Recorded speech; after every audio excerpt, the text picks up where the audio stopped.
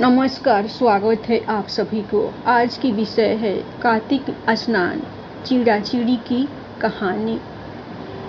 4 चिड़िया थी। चारों कार्तिक मास में कार्तिक नहाती थी। पड़वा के दिन चारों चिड़ियों ने सोचा कि चलो खिचड़ी बनाते हैं। एक चिड़िया चावल ले आई, एक चिड़िया दाल ले आई, एक चिड़िया घी ले आई और एक चिड़िया नमक ले आई। सबने मिलकर खिचड़ी बनाई। सबने सोचा कि पहले नहा लिया जाए तब खिचड़ी खाते हैं। सब चिड़िया नहाने चली गई। पहले एक चिड़िया आई, उसे बहुत जोर की भूख लगी थी। बाकी चिड़िया अभी आई नहीं थी तो उसने खिचड़ी की भाप खा ली। दूसरी चिड़िया आई तो उसने पानी पी लिया।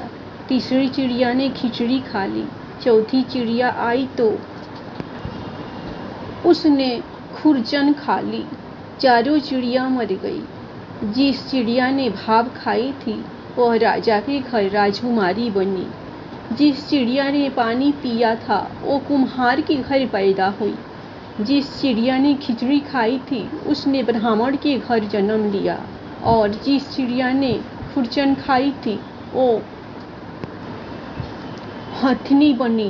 कुम्हार की लड़की राजा के यहाँ दासी बनी। ब्राह्मण की लड़की राजकुमारी की सहेली बनी। हथनी भी राजा के यहाँ ही थी। राजकुमारी को अपने पिछले जन्म की सारी बातें याद थी। जब राजकुमारी की शादी हुई और वह विदा होने लगी तो राजा से बोली कि पिताजी, मैं अपने साथ अपनी सहेली और दासी को भी ले जाऊंगी। राजा ने कहा ठीक है, ले जाना। राजकुमारी ने कहा कि पिताजी, मुझे हथनी भी चाहिए। राजा ने कहा अच्छा ठीक है, ले जाओ। राजा ने अपने नौकर भेजे कि जाओ हथनी को ले जाओ, लेकिन हथनी उठी ही नहीं।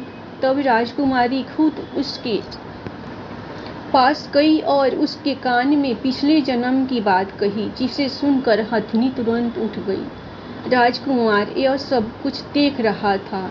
उसने कहा कि तुम कौन हो और हथनी के कान में क्या कहा, जिसको सुनकर हथनी खड़ी हो गई। राजकुमारी ने कोई जवाब नहीं दिया। राजकुमार ने कहा कि सच सच बता दो, नहीं तो तुम्हारा सर काट दिया जाएगा। तब राजकुमारी ने राजकुमार को पिछले जन्म की सारी बातें बता दी। राजा ने भी सारी बातें सुनी और कहा कि अगर कार्तिक स्नान का इतना महत्व है तो हम भी जोड़े से कार्तिक स्नान करेंगे और खूब दान पुण्य करेंगे। कार्तिक स्नान की दूसरी कहानी। 2 माँ बेटी थी। वह रोजाना नित नेम की कहानी कहा करती थी। उसकी बेटी ने कहा, माँ मैं नित नेम की कहानी कहूँगी। माँ ने कहा, बेटा तेरी कहानी ससुराल में कौन सुनेगा। उसने जिद की और नित नेम की कहानी कहने लगी। उसकी शादी हुई, ससुराल गई तो सबसे कहती कि मेरी कहानी सुन लो। सभी कुछ न कुछ बहाना बनाकर टाल देते। कोई भी कहानी नहीं सुनता तो वह भूखी रहती। एक दिन पड़ोसन बोली, मैं तेरी कहानी सुनूंगी। वह आती, कहानी सुनती तो बहू खा लेती।